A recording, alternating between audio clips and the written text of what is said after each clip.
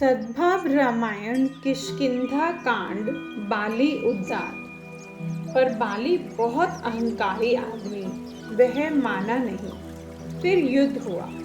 भगवान राम जी वृक्ष के पीछे खड़े देख रहे थे। सुग्रीव फिर से भागने की तैयारी में था। वह प्रभु की ओर देखने लगा। प्रभु को दया आ गई। उन्होंने सर संधान कर बाली पर प्रहार किया। बाण लगते ही बाली धरती पर गिर पड़ा। भगवान तुरंत ही वृक्ष के पीछे से बाहर निकल बाली के सिरहाने खड़े हो गए। कई लोगों को इस प्रसंग में धोखा दिखाई देता है, पर यहाँ भगवान जिस वृक्ष के पीछे थे वह वृक्ष था कौन सा? तुलसी जी के दर्शन के अनुसार यह संसार वृक्ष है। उस संसार वृक्ष के पीछे रहकर भगवान प्रत्येक जीव क्या करता है वह सब देखते रहते हैं। और भगवान के छिपने का यह पहला प्रसंग थोड़ी ही है। हम देख चुके हैं कि जब भगवान के स्मरण में सुतीक्ष्ण नाचते थे तब भी भगवान वृक्ष के पीछे छिपकर देख रहे थे। ऐसा कर कर भगवान ने जगत को बताया है कि तुम सब संघर्ष करो या नर्तन करो, तुम सब लड़ रहे हो या मेरा स्मरण कर रहे हो, मैं तुम सबको देख रहा हूँ। बाली ने राम जी के दर्शन किए। वह अंतर से बहुत खुश हुआ, पर अभिमानी ठहरा ना। इसलिए भगवान ने प्रश्न पूछा, धर्म हेतु अब तरहु गोसाई, मारहु मोई ब्याद किनाई। महाराज, मैंने सुना है कि आपने धर्म पालने के लिए अवतार लिया है, फिर भी परिधि की तरह छिपकर पशु को कोई मारे, उस तरह छिपकर आपने मुझे क्यों मारा? क्या मैं आपका बैरी और सुग्रीव आपका मित्र? यह भेद आप में कहाँ से आया? न्याय कीजिए। करुणा यह है कि जो स्वयं अधर्म का आचरण करता है वह राम जी को धर्म पालन का उपदेश देता है। वह भगवान से हिसाब मांगता है।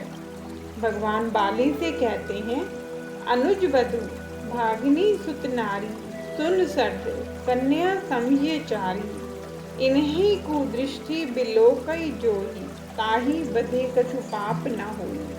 हे मूर्ख, छोटे भाई की स्त्री खुद की बहन, पुत्र, वधू और पुत्री, इन चारों के साथ व्यक्ति को पिता पुत्री जैसा संबंध रखना चाहिए। उन पर जो कुदृष्टि करे उसे मारने में कोई पाप नहीं लगता।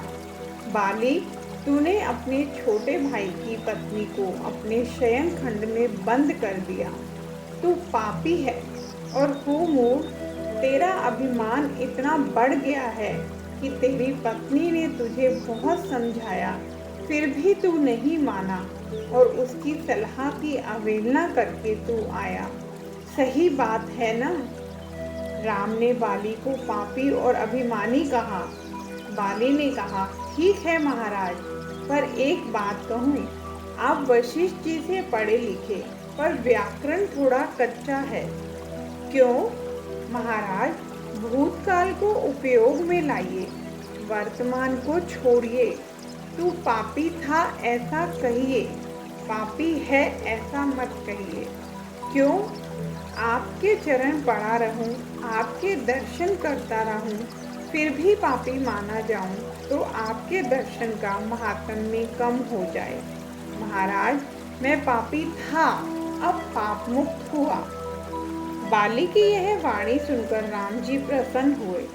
उसके सिर पर हाथ फेरते हुए प्रभु बोले, अचल करो तनु राखो प्राणा, तुझे अमर कर दूं, तेरे शरीर में प्राणों का संचार हो और तू जीवित रहे, ऐसा कर दूं। बाली ने ना कही, हे कृपा निधान, जन्म जन्म मुनि जतन कराही, अंत राम कहीं आवत नाही। ऋषि मुनियों ने वर्षों तक साधना की, जब तक करे, फिर भी अंत में उनके मुख से राम शब्द निकलता नहीं।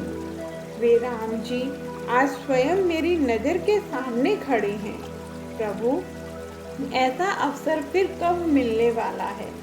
महाराज, आपने मुझे कहा है कि मैं तुझे अमर कर दूं, पर कौन सा मूर्ख होगा जो मोक्ष पद छोड़कर शरीर को रखने की इच्छा रखता होगा। प्रभु, मुझे जीना नहीं है, अब तो कृपा करके मुझे ऐसा वरदान दीजिए कि जन्म जन्मांतर तक आपके चरणों में दृढ़ भक्ति बनी रहे। इतनी ही इच्छा है। इसके बाद बाली अंगद का हाथ पकड़कर कहता है, प्रभु, यह मेरा पुत्र है, मैं आपको अर्पित करता हूँ। इसका हाथ पकड़िए और इसे अपना दास बनाइए। बाली ने अपना पुत्र प्रभु को अर्पित किया। बाली के इस कार्य के लिए उसे लाख बार नमस्कार करने होंगे। आज कितने बाली अपने संतानों को प्रभु के हाथों में सौंपते हैं। नहीं तो बाली ऐसा कह सकता था कि प्रभु, आपने भले मुझे पीटा, पर मेरी गद्दी मेरे पुत्र अंगद को मिलनी चाहिए। और ऐसा दावा करने के लिए बाली को हक था, वह न्यायी भी माना जाता। परंतु बाली ने तो कहा कि मेरे पुत्र को सत्ता न मिले तो कोई बात नहीं, उससे सत्य की शरण रखिएगा। सत्य होगा तो उसके पीछे पीछे सब आएगा।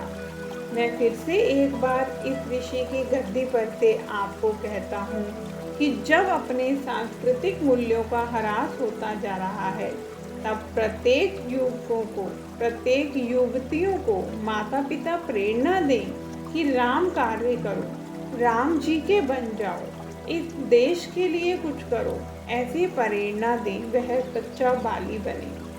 बाली ने बहुत बड़ा कार्य किया।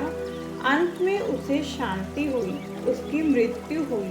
उसकी पत्नी तारा रोती रोती प्रभु के पास आई। प्रभु ने उसे उपदेश दिया। बाली का अग्नि संस्कार हुआ। लक्ष्मण जी को साथ भेजकर किष्किंधा की गद्दी सुग्रीव को सौंपकर अंगद को युवराज पद दिया। जय श्री राम।